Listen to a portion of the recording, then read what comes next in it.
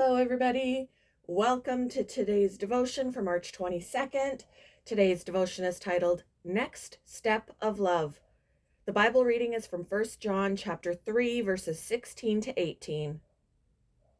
We know what real love is because Jesus gave up his life for us. So we also ought to give up our lives for our brothers and sisters.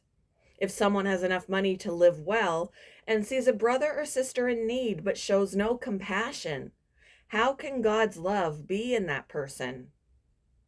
Dear children, let's not merely say that we love each other. Let us show the truth by our actions.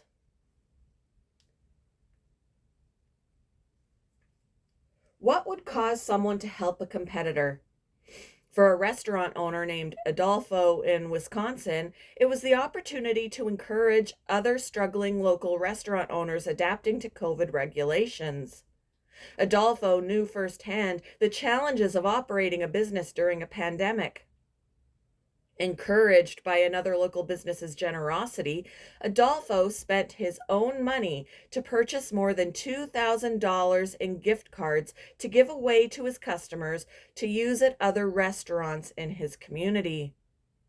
That's an expression of love that's not just words, but action. Building on the ultimate expression of love demonstrated by Jesus' willingness to lay down his life for humanity, John encouraged his readers to also take the next step and put love into action. For John to lay down our lives, for John to lay down our lives for our brothers and sisters meant demonstrating the same type of love exemplified by Jesus.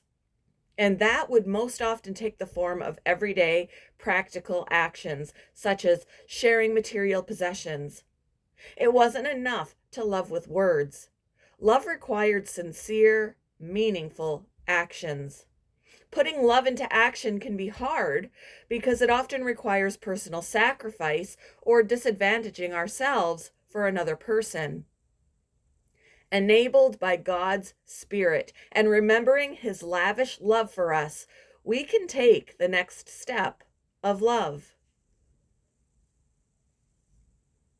How have you experienced love in action? How can you take the next step to love someone in a practical way? Thank you for joining me for today's devotion, and I hope you all have a wonderful day.